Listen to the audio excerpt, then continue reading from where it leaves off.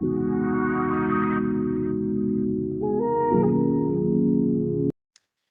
हमारा next criteria क्या है?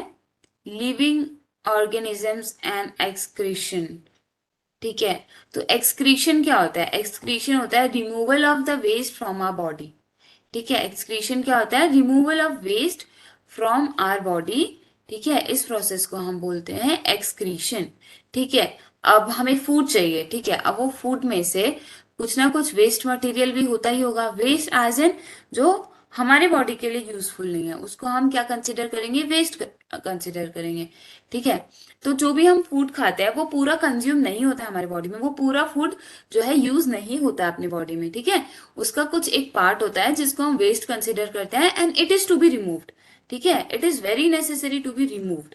ठीक है, वरना वो हमारे बॉडी के लिए बहुत ही ज्यादा हार्मफुल हो सकता है। ठीक है, सो all organisms need food. Not all the food that is eaten is completely used. Only a part of it is utilized by the body. ठीक है, तो जो भी हम फूड लेते हैं वो सारा फूड यूटिलाइज नहीं होता है। ठीक है, तो क्या होता है बचे हुए फूड के साथ? This has to be remove from the body as waste. ठीक है, उसको निकालना पड़ेगा क्योंकि अब वो हमारे लिए वेस्ट है, वो हमारे लिए यूजफुल नहीं है। Our body produces some waste in other life processes also. ठीक है, बाकी के और भी प्रोसेस हैं जिसमें कि वेस्ट बनता है। ठीक है, अगर हम देखें तो हमारे डाइजेशन में खाना डाइजेस्ट होता है तो उससे हमें क्या वेस्ट, जिसको हम एक्सक्रीट करते हैं। ठीक है, the process of getting rid of waste by organisms is known as excretion. ठीक है, सो अब question is, do plants also excrete? ठीक है, दे डू, प्लांट्स भी एक्सक्रीशन करते हैं। ठीक है, पर ऐसे नहीं जैसे हम एनिमल्स में देखते हैं। ठीक है, the mechanism in plants are little different. Some plants find it possible to store the waste product within the parts in a way that they do not harm the plant as a whole, और some plants remove waste products as secretions. ठीक है, तो plants, कुछ कुछ plant क्या करते हैं, वो कुछ इस तरीके से रखते हैं वेस्ट को कि वो उन्हें हार्म ना करे, और कुछ प्लांट क्या होता है कि वो कुछ सिक्रीशन के थ्रू अपने वेस्ट को निकाल देते हैं। अभी हम गम्स देखते हैं ना कुछ प्लांट्स के बाहर, तो वो क्या है? वो प्लांट का वेस्ट है। ठीक है, excretion is another characteristic common to all organism. तो एक और कैरेक्टर हमने क्या देख लिया लिविंग ऑर्गेनिज्म का? एक्सक्रीशन। ठीक है, अब एक है reproduction. So do all organisms reproduce their own kind? ठीक है, अब रिप्रोडक्शन क्या होता है? जब हम अपने ही टाइप के बेबीज, ठीक है, हम वेदर वी गिव बर्थ, ठीक है, टू लिविंग वन, ठीक है, हम बेबीज को बर्थ देते हैं या फिर हम एग्स ले करते हैं, तो एग में से भी तो बेबी ही निकलता है ना, तो दैट इज रिप्रोडक्शन। ठीक है, आपने नेस्ट में देखा होगा कि क्या बहुत सारे बर्ड्स एग ले करते हैं। ठीक है, और फिर उसको क्या करते हैं? हैच करते हैं। ठीक है, उनको सेकते हैं और उसमें से यंग बर्ड्स बाहर आते हैं। ठीक है, सो animals reproduce their own kind. अब जो अगर पिजन का एग है तो उसमें से पिजन के जैसा, ठीक है, मतलब अगर आप उसको बोलोगे तो पिजन ही आएगा। ठीक है, पिजन के एग में से आपको हैन नहीं मिलेगी। ठीक है, हैन के एग में से पिजन नहीं मिलेगा, पिजन के एग से आपको पिजन ही मिलेगा और हैन के एग से आपको हैन ही मिलेगी। ठीक है, but the mode of reproduction may be different in different animals. Some animals produce their young ones through eggs and some give birth to the young ones. ठीक है, अब आप पपीज को देखे होंगे, आप ह्यूमन बींग्स को देख सकते हैं। ठीक है, तो क्या है, वो यंग वंस को बर्थ देते हैं। ठीक है, वेर एज जो हमारे कुछ ऐसे एनिमल्स हैं जैसे कि hen हो गया, ठीक है, ये जो हमारे बर्ड्स हैं ये सब क्या एग देते हैं। ठीक है, तो whether they give birth to young ones और they lay eggs. Okay, plants also reproduce like animals. Plants also differ in their mode of reproduction. Many plants reproduce through seeds. ठीक है, तो प्लांट्स भी रिप्रोडक्शन करते हैं, और वैसे ही जैसे मोड ऑफ रिप्रोडक्शन डिफरेंट होता है एनिमल्स में ऐसे ही मोड ऑफ रिप्रोडक्शन डिफरेंट होता है प्लांट्स में।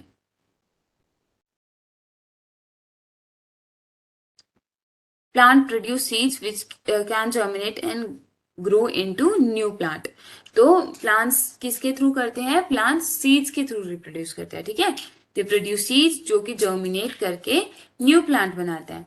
और some plants also reproduce through parts other than seeds. For example a part of a potato with a bud grows into new plant. ठीक है, अभी हमने एक क्या देख लिया, सीड के थ्रू कर रहा है रिप्रोड्यूस, ठीक है, नया प्लांट जर्मिनेट हो रहा है सीड के थ्रू।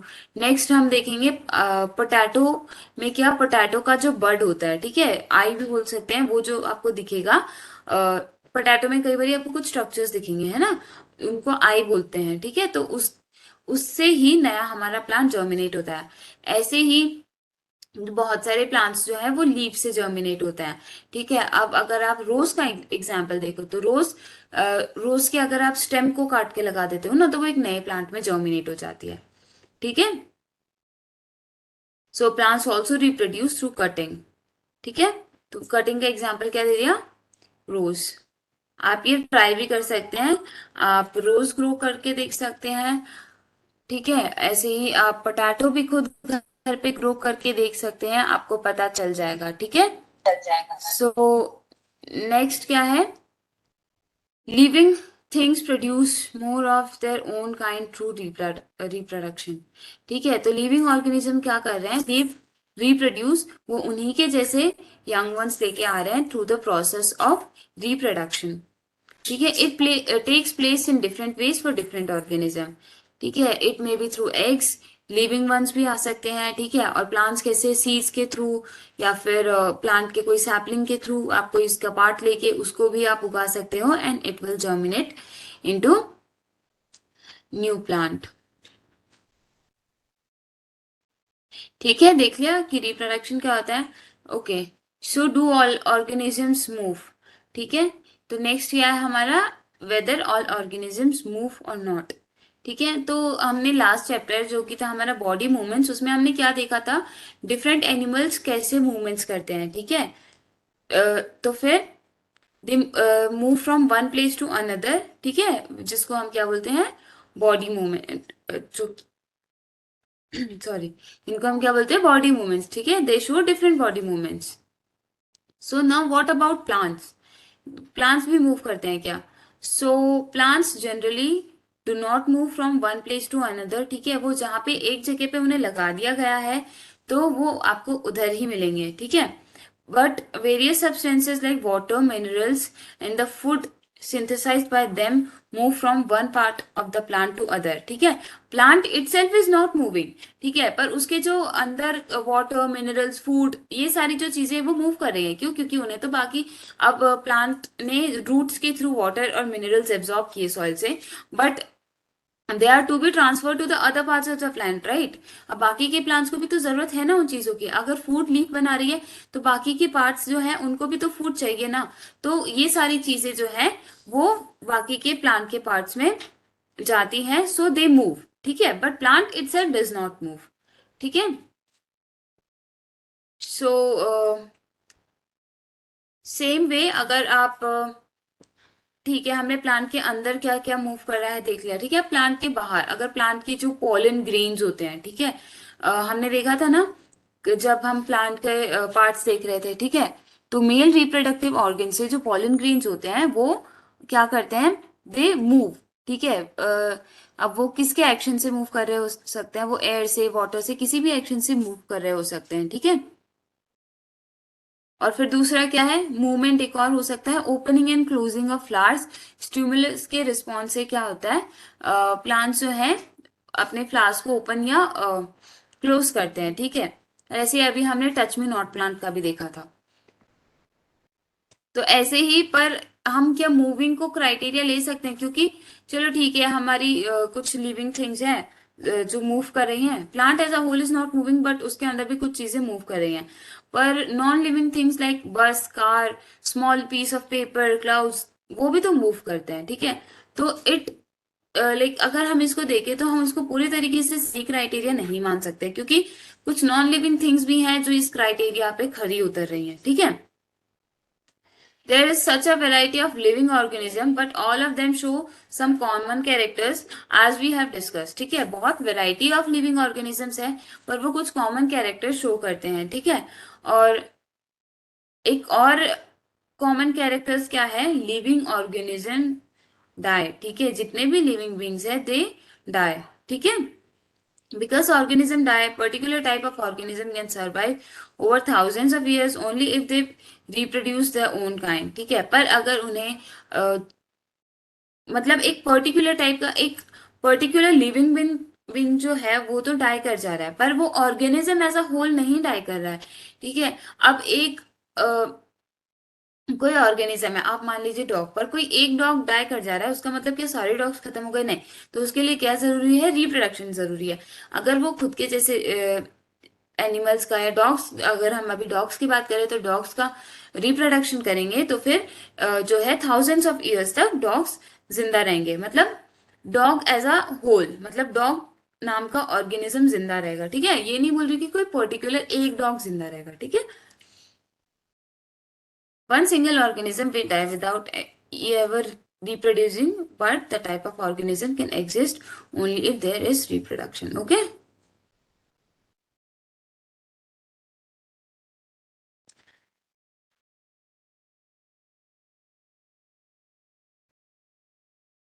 तो हमने देखा कि सभी लिविंग बींग्स में ना कुछ कॉमन कैरेक्टर्स हैं। क्या क्या है? They need food, they respire, they respond to stimuli, they produce, reproduce, they show movements and grow and they die, ठीक है। तो ये कुछ कॉमन कैरेक्टर्स हैं which are shown by living organisms, ठीक है।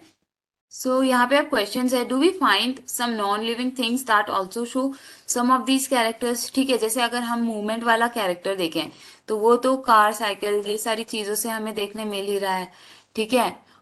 उसके बाद में अगर हम क्लाउड की बात करें तो क्लाउड मूव भी कर रहा है प्लस वो साइज में ग्रो भी कर रहा है, ठीक है। Cloud grows in front of our eyes, ठीक है। तो can such things be called living? We ask ourselves, do these also show all other characters of the living? तो मैंने क्या कहा था कि हमें सारे कैरेक्टर्स का ध्यान रखना पड़ेगा, ठीक है, क्योंकि इसमें कुछ कैरेक्टर्स ऐसे हैं जिसको हम सिंगल लेके अगर देखें तो हम नहीं डिसाइड कर सकते हैं कि वेदर इट इज लिविंग और नॉन लिविंग, ठीक है। इसलिए हमें क्या करना पड़ेगा, हमें इसलिए कि सभी कैरेक्टर्स का ध्यान रखना पड़ेगा। तो in general something that is living may have all the characters that we have discussed, while non-living things may also show all these characters at the same time. Okay. So, is this always true? Do we always find that living things definitely show all the characters of the living that we have discussed? Do we always find that non-living things may show only some of these characters and never all of them? ठीक है, तो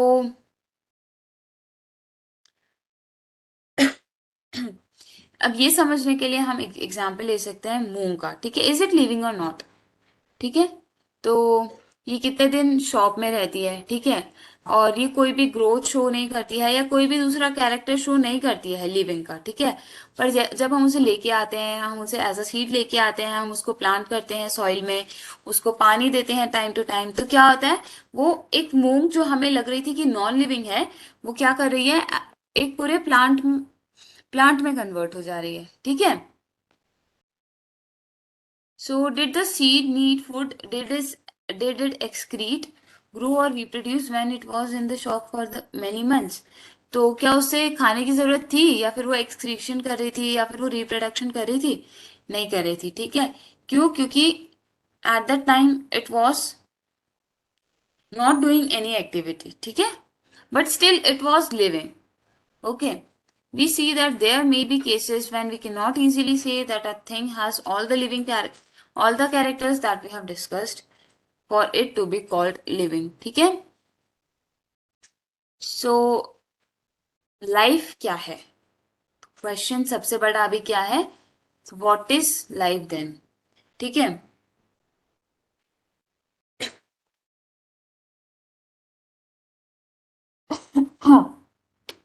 सो push your hand deep inside a sack of wheat, तो कुछ warmness feel होगी, है ना। then there is some heat being produced inside the sac of wheat. The seeds respire and in that process give out some heat. ठीक है, तो फिर देख लिया क्या है, मतलब सीड्स जो हैं वो भी रेस्पिरेशन कर रहे हैं, ठीक है, तो उस वजह से हमें क्या हीट फील हो रही है, ठीक है.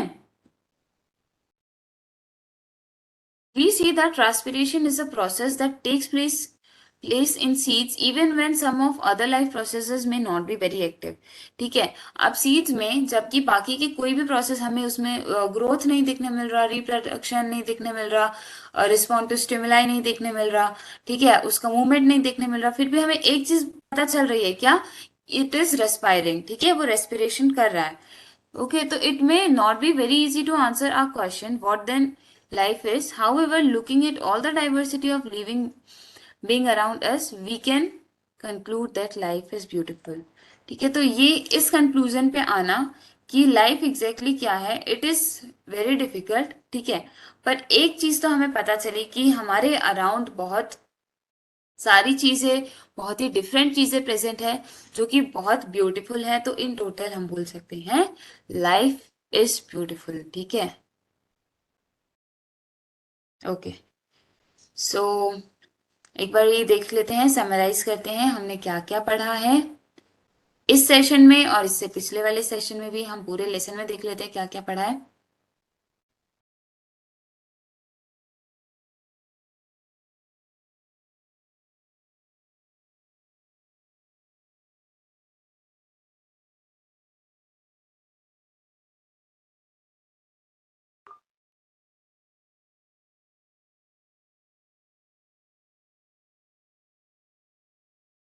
ओके, तो हमने शुरुआत कहाँ से की थी, हमने शुरुआत की थी कि व्हाट आर लिविंग ऑर्गेनिजम्स, ठीक है, उसके बाद में हमने देखा था कि उनकी सराउंडिंग कैसी है जहाँ वो रह रहे हैं, different type of organism different surrounding में रह रहे हैं, ठीक है, फिर हमने उनके हैबिटाट और अडेप्टेशन के बारे में बात की थी, ठीक है. उसके बाद में हमने देखा था कि there are major two type of habitats, ठीक है, टेरेस्ट्रियल और एक्वेटिक हैबिटाट, जिनमें की फर्दर एग्जांपल्स हैं जिन पे हमने बात की थी, ठीक है.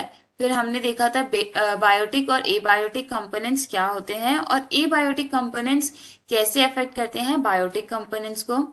फिर अडेप्टेशन क्या होता है. उसके बाद में हमने डिफरेंट हैबिटाट्स के बारे में बात की थी, जिसमें कि फर्स्ट था हमारा टेरेस्ट्रियल हैबिटाट, जिसमें हमने डेजर्ट देखा था, माउंटेन रीजन्स देखे थे. उसके बाद में हमने उसमें ग्रासलैंड्स देखा था. फिर हम आ गए थे एक्वेटिक हैबिटाट पे, जहाँ पे हमने ओशन के बारे में बात की थी और पोन्स और लेक्स में जो प्लांट्स और एनिमल्स प्रेजेंट हैं उनके बारे में बात की थी. फिर आज के सेशन में हमने शुरू किया था कैरेक्टर्स ऑफ ऑर्गेनिजम्स क्या क्या होते हैं, ठीक है. तो अब उसमें हमने लिविंग और नॉन लिविंग को डिस्टिंग्विश करने के लिए हमने कुछ कैरेक्टर्स देखे, जिसमें कि फर्स्ट कैरेक्टर था कि whether living organisms need food और नॉट, फिर वेदर दे शो ग्रोथ, ठीक है, उसके बाद में था वेदर दे रेस्पायर और नॉट, एंड देन हमारे पास था कि वो स्टिमुलाई को रिस्पॉन्ड करते हैं कि नहीं करते हैं, एंड देन था कि वो रिप्रोडक्शन करते हैं नहीं और एक्सक्रीशन करते हैं कि नहीं, ठीक है.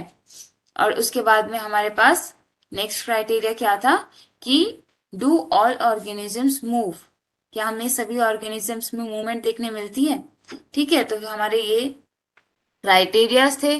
फिर हमने देखा कि लाइफ क्या होता है, तो ये कंक्लूड करना इज वेरी डिफिकल्ट कि what exactly life is, but जो भी है it is a very beautiful phenomenon.